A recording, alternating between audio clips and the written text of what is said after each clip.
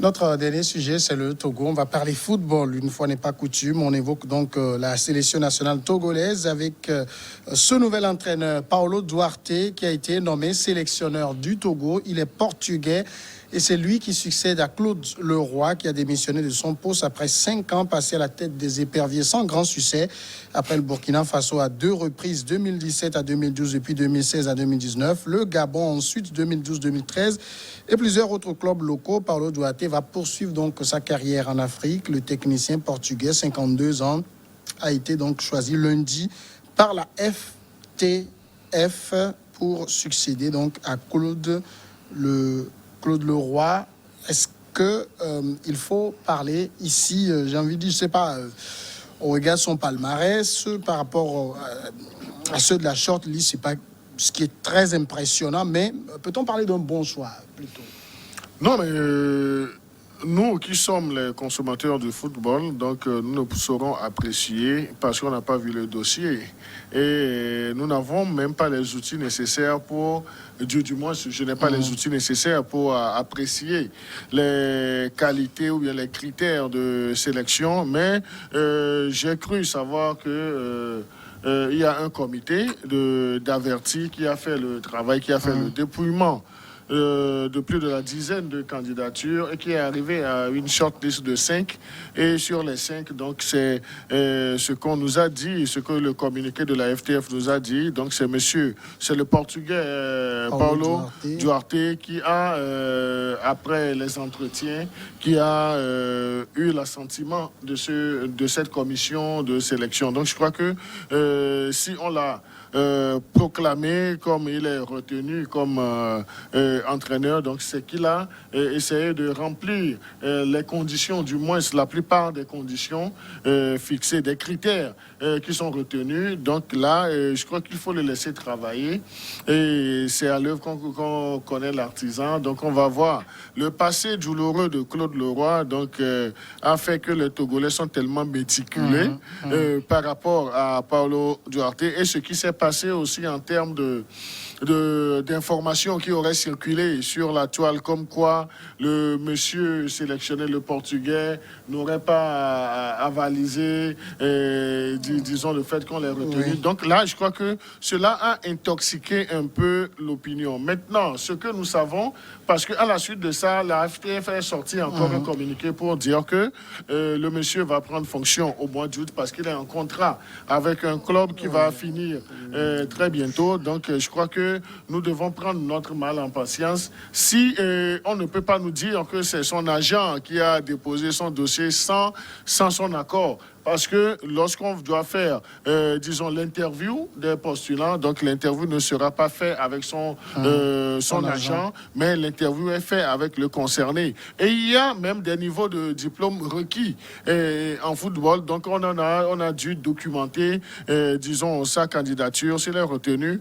Donc tout ce que nous pouvons souhaiter, c'est que le football togolais redémarre. Parce que si la politique divise les Togolais, on a vu dans ce pays que c'est le football, c'est le sport, notamment le football, qui a su rassembler les Togolais un temps soit peu. Mais avec l'ère Claude Leroy, ça nous a beaucoup plus divisés qu'en politique.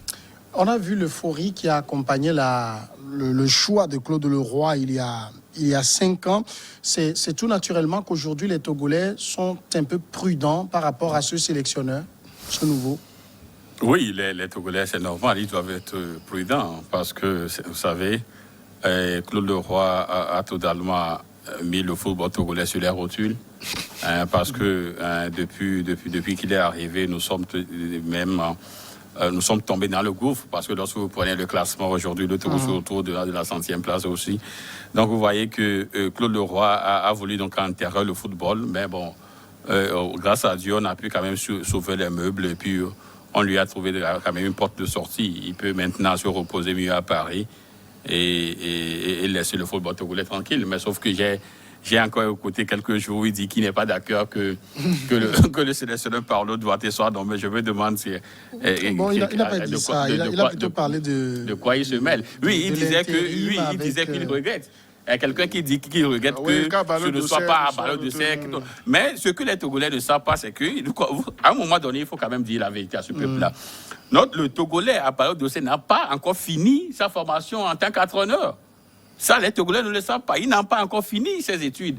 Donc, et lorsque vous prenez les critères, il y a aussi dans ces critères le fait que la personne ait déjà entraîné une équipe sur le plan africain et tout. Abalo Dossé n'a pas quand même, il l'a pas fait. Donc tous les Togolais qui sont quand même dans Mais je pense que ce que disait Claude Leroy, c'est au moins pour la période d'intérim. Non, aujourd'hui, qui continue. Non, aujourd'hui, il n'y a plus période d'intérim. Oui, bon, avec le décalage du calendrier. Oui, avec le décalage du calendrier. Normalement, c'est que Paulo Duarte doit être libre en août. En août prochain. Et on a quand même souhaité que ce soit l'entraîneur donc du SK, M. Jonas, qui puisse quand même conduire l'équipe pour les deux premières rencontres de juin.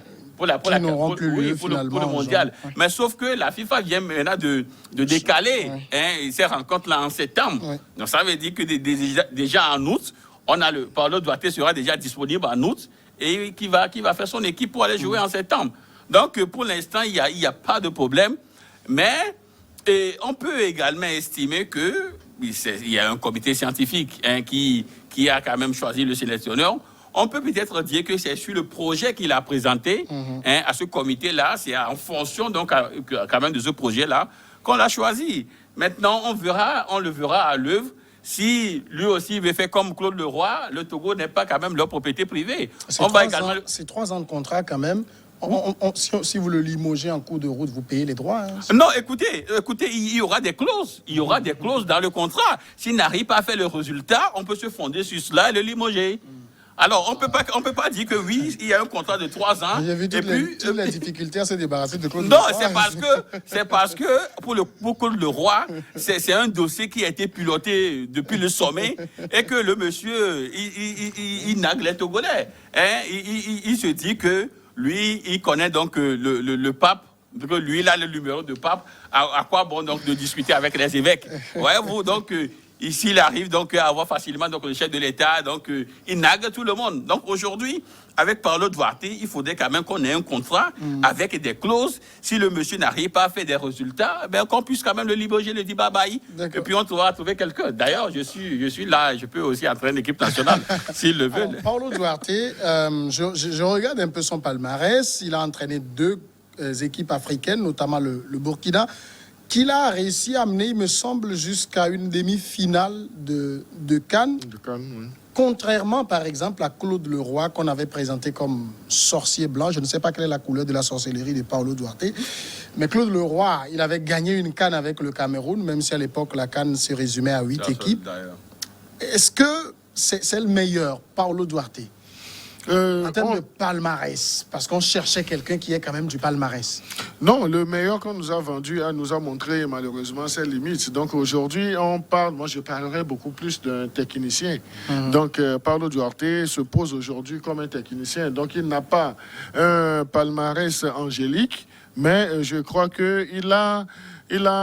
disons, ce qu'il faut pour entretenir. Et nous avons vu, nous tous, nous avons suivi la CAN, là où il a amené le Burkina Faso à la demi-finale. Nous avons vu le jeu qu'il a construit pour l'équipe burkinabé. Donc, vous savez, ce n'est plus, disons, la tête de l'entraîneur qui compte, mais c'est le système qu'il met en place, la technicité. Donc, Claude Leroy, nous l'avons, certains, nous avons cru en lui par rapport à ses exploits avec le Cameroun. Mais quand il est arrivé, disons, dans sa première année, donc on a vu qu'en fait, le sorcier a perdu un peu de cette tour de magie. Parce que ce que Claude Leroy qu'on a connu avec le Cameroun, ce n'est plus Claude Leroy là. Donc l'âge est passé, le temps est passé, la lecture du jeu aussi le football a évolué. Oui, le football a évolué. Donc la myopie footballistique a pris place chez Claude Leroy. Donc on a vu, malgré sa volonté, ses efforts, efforts d'écrire une autre histoire, sa propre histoire sur le football au niveau continental africain. Donc, il n'a pas réussi. Là où il est aujourd'hui, donc je ne pense pas que le monsieur doit être satisfait de lui, parce qu'il aurait souhaité faire le même exploit qu'au Cameroun. Mais là, avec, disons, la piètre prestation au Togo, donc ça a effacé tout ce qu'il a fait du côté du Cameroun aujourd'hui. Donc, on ne va pas spéculer sur, disons, le palmarès. Est-ce qu'il a le même aura que Claude Leroy il y a 20 ans? Donc, non, il faut le laisser développer son système, disons, entraîner l'équipe nationale. Donc, c'est au vu des matchs, au vu des résultats qu'on pourra également le conduire. Et également dire à ceux qui ont l'habitude de démarcher les choses au niveau, disons, du football togolais, qu'ils laissent l'entraîneur jouer sa carte pleinement avec l'équipe technique d'encadrement, qu'on laisse les gens faire jouir de leur mandat et qu'on les attende pour leur demander des résultats. Donc, on ne souhaiterait pas que des présidents de clubs ou bien d'autres agents influent sur mettre la pression à l'entraîneur ou bien des cadres de l'équipe d'encadrement des éperviers pour que tel joueur soit facilité par rapport à tel autre. Nous voulons construire une équipe de football, qu'on laisse les techniciens jouer leur partition. Nous sommes là pour faire le point, pour ne pas dire faire le bilan à un certain moment. Oui, moi je suis quand même prudent. Et si on veut quand même juger les entraîneurs de par leur palmarès. Parce que je me dis qu'en 2006, quand le Togo prenait le Nigérien Stéphane Keshi, paix à son âme, il n'avait rien comme palmarès.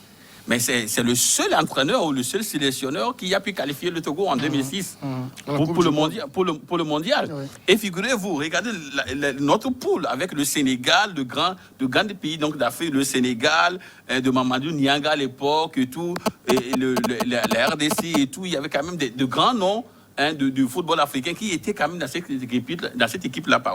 Mais le Stéphane Keshi a su quand même qualifier le Togo et pour la CAN à l'époque en 2006 et pour le mondial.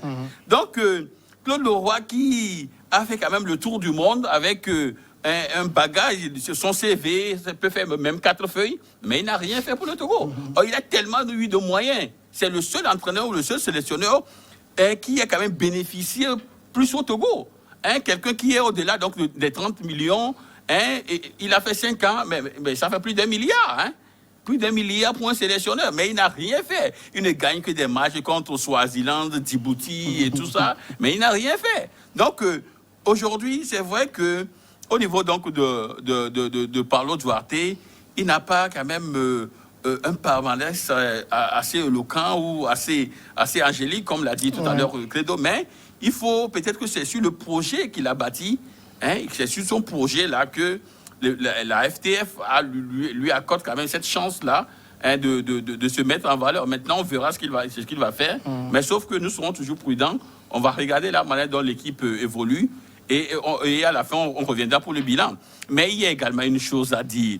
Lorsque vous prenez l'équipe nationale togolaise, nous n'avons plus des gens de la trempe d'Adebayo, d'Agassa à l'époque. Ce sont des joueurs qui jouent dans des équipes de seconde zone. Et moi, je disais d'ailleurs dans la semaine sur une chaîne que c'est grâce aux Togolais que moi j'ai su qu'on joue encore du football en Irak. C'est grâce aux Togolais que je sais qu'on joue du football et en Azerbaïdjan, et tout, à Bahreïn et tout ça. Mais il faudrait quand même qu'ils jouent également dans des clubs UP comme Monaco, je ne sais pas, Manchester City, Real PSG, et tout ça. Comme PSG. Ça. Oui, PSG, pourquoi pas. Mais lorsque vous prenez la feuille de match de l'équipe nationale, c'est Al-Ittihad de Péplémé ou de je ne sais même pas. Et puis, tout ça là aussi ne donne pas assez de consistance. Non, c'est ce que j'ai bien vérifié. Lorsque vous prenez la liste... Les Togolais n'arrivent plus à percer aujourd'hui. Oui, lorsque vous prenez la liste, c'est Al-Ittihad de Benyedi. Qui est à Retafe, il me semble, comment il s'appelle? C'est le seul d'ailleurs, Jen Dakonam, qui est aujourd'hui à Getafe. Oui. Mais vous prenez le reste, mais c'est peut-être en Irak, c'est en Afghanistan et tout ça là. Ben, il faudrait. Et puis les Togolais aussi, les jeunes, les locaux, puisque nous avons, une fois n'est pas coutume, lorsque vous prenez les locaux, eux aussi, ils jouent un peu du football. et puis le lendemain, on cite leur nom à la radio, on montre quelques gestes à la télé, c'est fini. Ils vont donc pas au moins 10 copines avec le peu qu'on leur donne et puis ils n'évoluent plus. Donc il y a tellement donc, de problèmes dans ce football qu'il faut régler et pour que le football puisse aller de l'avant. Une question aussi se pose en parlant du football togolais. Je ne sais pas qu'est-ce qu'on n'a pas encore essayé. Est-ce que le problème du foot togolais, c'est le sélectionneur? Non, je parlais tantôt de l'encadrement, pas seulement le sélectionneur. Donc il faut laisser les mains libres au sélectionneur de développer, disons, son plan technique pour les éperviers, mais il faut également qu'on arrête les émissions dans les choix des joueurs, dans le développement même de notre football. On a comme l'impression qu'il y a certains qui sont assis quelque part, mais qui essaient de téléguider les choses. Donc, ce sont des marionnettistes. Donc, ils sont là. Donc, c'est comme si eux, ils ont toujours leur mot à dire. Donc, ces personnes sont identifiables. Donc, il va falloir faire taire ces personnes-là et donner, disons, toutes les coudées franches, disons, aussi bien à la Fédération togolaise de football, à ceux qui sont dans l'équipe d'encadrement et laisser également les mains libres à l'entraîneur pour qu'on puisse rebâtir une équipe de football. Les éperviers nous ont fait rêver, les éperviers nous ont amenés loin avec le peu de moyens. Maintenant qu'il y a les moyens, donc on n'a pas droit à des erreurs, à reculer. Donc j'espère que le football va nous faire revivre également, disons, cette joie de vivre ensemble que nous avons perdu rien que pour la chose politique. Donc il va falloir que les parasites qui sont autour de la Fédération togolaise de football, qui sont au niveau du ministère des Sports, il faudrait déparasiter tout ce beau monde-là pour que les équipes ou bien l'équipe d'encadrement, ceux qui connaissent leur job, puissent également librement faire leur travail. Donc ça, c'est une prière. Nous n'allons pas les invectiver. Eux aussi, ils ont fait ce qu'ils pouvaient faire, mais comme la technologie évolue, donc on peut supposer qu'ils sont dépassés par les choses. Donc on ne va pas leur jeter de l'anathème, mais nous disons, laissons le football togolais évoluer. Alors, il y a parmi peut-être là où on va jauger l'entraîneur, ce sera probablement en septembre, avec les deux matchs qui attendent les éperviers. Ces deux matchs comptent pour la qualification à la Coupe du Monde 2022. Ça va être un premier pari pour lui, qualifier le Togo pour ce mondial. Oui, je crois que ça sera du bonus. C'est vrai que, oui, ça sera du bonus. C'est vrai que Claude Leroy a totalement décimé notre équipe, si bien qu'on ne se retrouve plus en cette équipe-là. Aujourd'hui, autant donc de Stéphane Keshi, comme je le disais, même les yeux fermés, tu peux donner donc les 11 en rentrant. Ouais, l'équipe type. Mais Claude Leroy, lui, là... Mais il faut quand même avouer, à l'époque, on avait des noms. Hein. On avait des noms, oui, c'est vrai, mais ce n'était pas aussi de grands noms. Oui, il faut tout reconstruire aujourd'hui. Ouais. Il faut tout reconstruire. Mais pour le match de septembre, je vais quand même demander à ce qu'on ait quand même eu une certaine indulgence aussi et vis-à-vis donc de l'entraîneur. Parce qu'il prendra l'équipe en août. En août, ils vont peut-être faire... Un mois. On a juste un mois pour jouer en septembre. Donc, il ne peut pas faire le miracle. Si on gagne ce match-là, c'est du bonus. Maintenant, pour construire une équipe, il faut au minimum 1 ou 2 ans. Ça, il faut le dire. Maintenant, parce que nous n'avons pas aussi, il faut prendre d'autres joueurs, il faut retrouver l'automatisme, essayer donc d'autres joueurs et tout ça, ça va prendre un temps fou. D'autant plus qu'ils sont également dans leurs équipes, ils sont des professionnels. Ils ne rentrent que quand l'occasion se présente et tout ça. Donc, il faut aussi un temps, il faut aussi assez de temps pour que la mayonnaise puisse prendre. Donc, beaucoup d'indulgence pour Paulo Duarte. Et bon, on va observer, il y aura quand même un moratoire, un délai pour voir la manière dont ça s'apprend. Mais si lui aussi n'arrive pas à le faire, on trouvera quelqu'un d'autre. On trouvera cet oiseau quand même. Qui puisse quand même redonner la joie aux Togolais. Voilà. Est-ce qu'on met suffisamment de moyens quand même pour rebâtir une véritable équipe de foot? Oui, Claude Leroy. Non, je crois que Claude Leroy a eu les moyens de sa politique, mais les résultats n'ont pas suivi.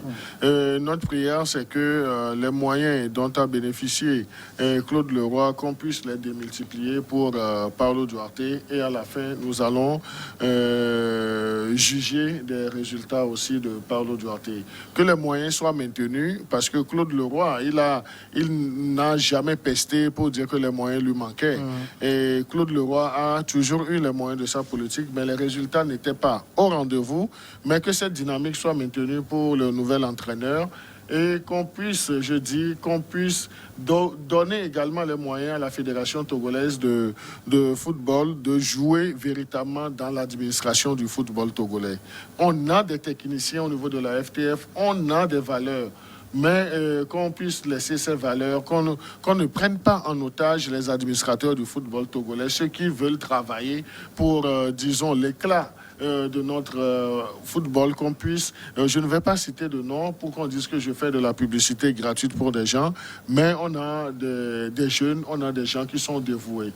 Et rien qu'en considérant, disons, l'équipe d'encadrement autour de l'ancien sélectionneur, donc il y a des valeurs. Donc là, il y a des potentialités. Donc il faut que nous, les Togolais, nous apprenions à faire confiance à nos concitoyens. Donc c'est ça. Et également, nous qui sommes dans le public, il faut qu'on arrête un temps soit peu, disons, les médisances, les papatoyas. Donc là, nous ne sommes pas des spécialistes. Laissons ceux qui ont de la matière faire leurs preuves. Donc nous pouvons après analyser des choses, mais on ne peut pas juger. Faire des analyses ne voudrait pas dire faire des jugements. Donc il faudrait qu'on ait de la nuance dans la chose. Et également laisser le football togolais évoluer. N'essayez pas de transposer la politique ou bien des ressentis politiques dans la chose footballistique togolaise. Donc nous ne pouvons à ce stade que motiver les techniciens de la FTF et dire que nous, public, nous devons supporter nos éperviers. L'entraîneur, il sait, il a vu le travail qu'a fait Claude Leroy, donc ce n'est pas un travail gai, donc il sait qu'il a des obligations de résultats. S'il parvient à renverser la mayonnaise, donc je crois que ça sera à son avantage. Alors, toute dernière question pour finir ce sujet, c'est pour le choix du sélectionneur, on n'a pas souhaité un local parce que sans doute on parlera de niveau. Vous avez dit en parlant d'Abalo Dessé qu'il est toujours en formation, mais j'ai vu quand même qu'il a déposé son dossier, malgré qu'on exigeait une licence A, UEFA, une licence A, CAF et tout. C'est quoi? Il faut aussi aider nos entraîneurs à perfectionner leur niveau, à aller également montrer leurs preuves dans d'autres pays avant de pouvoir entraîner l'équipe nationale. Oui, il faut également les aider. Je crois qu'il y a quelques jours au niveau donc, du Parlement, il y a c'est pas une loi qui a été votée, oui, je ne sais pas, sur le sport. Donc, j'ose croire que il y aura quand même une ligne qui puisse quand même tenir compte de la formation donc des locaux. C'est vrai qu'en 2011, au temps donc de Christophe Chao, il y avait quand même une charte des sports, mais qu'on n'a plus jamais entendu parler et tout. Donc, j'espère véritablement qu'il faut aussi les aider, mais vous savez, par le passé aussi, les locaux ont eu quand même la chance de prouver ce qu'ils peuvent faire donc à la tête de cette équipe nationale. Mais il y a eu juste du marchandage et tout. Tchanile Bana a eu le temps donc de diriger cette équipe et Paul Zougbédé a eu le temps donc de diriger cette équipe. Je crois qu'il y a aussi l'ancien entraîneur donc de Tito. Son nom m'échappe lui aussi.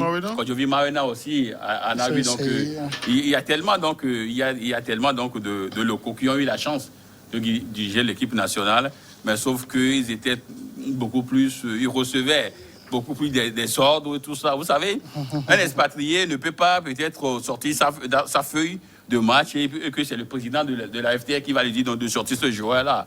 Mais il ne le fera jamais. Mais quand vous prenez peut-être un entraîneur togolais, on lui dit, bon, mon frère, si tu ne le fais pas demain, bon, on continue le contrat. Vous voyez, donc il y a tous ces paramètres-là aussi à rentrer, qui rentrent en jeu. Dans tout ce que nous avons dit, donc je crois qu'il faut féliciter Abalo Dossé pour son sacrifice, parce qu'à un certain moment, Abalo Dossé s'est sacrifié aussi. C'est quelqu'un qui n'a pas démérité, mais il a fait également ses preuves, mais ses moyens étaient était bien limité. Parce qu'à Ballot d'Ossé, nous avons vu, à Ballot d'Ossé n'avait pas les mêmes moyens que Claude Leroy. Donc on dira qu'il n'a pas la même stature que Claude Leroy, mais on a vu qu'il avait cet amour-là pour sa patrie. Donc il faut lui souhaiter bonne chance et également souhaiter à ce que et le ministère des Sports et la fédération, et pourquoi pas lancer un appel au chef de l'État, il faut donner les moyens de formation à Ballot d'Ossé. Demain, nous aurons des entraîneurs. D'accord. Merci beaucoup. Il nous reste quelques minutes. Le temps pour moi, je le disais, qu'on a un plateau très heureux ce soir. J'ai 2 anniversaires en studio aujourd'hui. D'abord, Credo Tété qui souffle une bougie de plus. Qu'est-ce qu'on lui dit à Credo Tété? Non, je crois qu'on va lui souhaiter tout le meilleur. Ouais. Tout le meilleur, donc, à lui et à sa famille. Et à sa rédaction également. Oui. Il y a des choses qui sortent déjà. Je crois que si le caméraman peut montrer ça à l'écran, ce sera bien. Donc, tout le meilleur à toi, Credo. Beaucoup de courage dans ce que tu fais et surtout la prudence. Ça, c'est à l'honneur de Credo Tété. Joyeux anniversaire, Credo. Tout le bonheur, comme le dit Sylvestre. Je ne sais pas quoi te souhaiter d'autre. J'ai très envie d'ouvrir ça. Mais je rappelle également que ce jour est aussi un jour très heureux pour une de nos techniciennes, d'ailleurs, la seule femme caméraman de la maison. Elle s'appelle Rebecca Vessou également, qui souffle une bougie de plus. Elle ne va pas paraître à l'écran, bien sûr. Joyeux anniversaire à Rebecca, joyeux anniversaire à Credo. Si on peut déjà chanter, je suis en train d'ouvrir. Joyeux anniversaire. Ça, c'est une belle surprise. Joyeux anniversaire. Joyeux anniversaire, Credo. Joyeux anniversaire. Bah, on va boire un coup. Bon, on le fait. Bon, si les téléspectateurs aussi peuvent quand même nous souhaiter cela, oui. je crois que bon, bien moussé, c'est à l'honneur de Credo quand même. Voilà, je m'en mets un peu. Même en tant que pasteur, ça peut aller. Voilà, joyeux anniversaire, Credo. Beaucoup de joie, beaucoup de bonheur. Tout le plaisir de t'avoir à nos côtés depuis plusieurs années déjà pour faire cette émission. On continuera de t'avoir à nos côtés, on l'espère, en très bonne forme, grâce au Seigneur. Merci beaucoup. Merci Samuel, je crois que ça c'est une très belle surprise et je crois que ça sera désormais une tradition. Voilà. Parce que nous ne dirons pas que c'est un sacrifice, mais c'est toujours un plaisir de participer à l'expression d'un débat contradictoire. C'est vrai, nous sommes parfois invectivés, les téléspectateurs ne nous comprennent pas, mais nous n'avons pas l'obligation d'être partisans ou bien de suivre une pensée unique. Et la richesse même de nos contradictions fait évoluer le pays. Et je crois que New World TV a toujours fait du bien à travers cette émission. C'est vrai, je voudrais en ce jour spécial penser à ma femme, à ma famille, à mes parents, mais également souhaiter joyeux anniversaire à ma collègue Rebecca et également envoyer un message à papa et maman Francis Oké du côté de Porto Novo, comme je leur ai promis.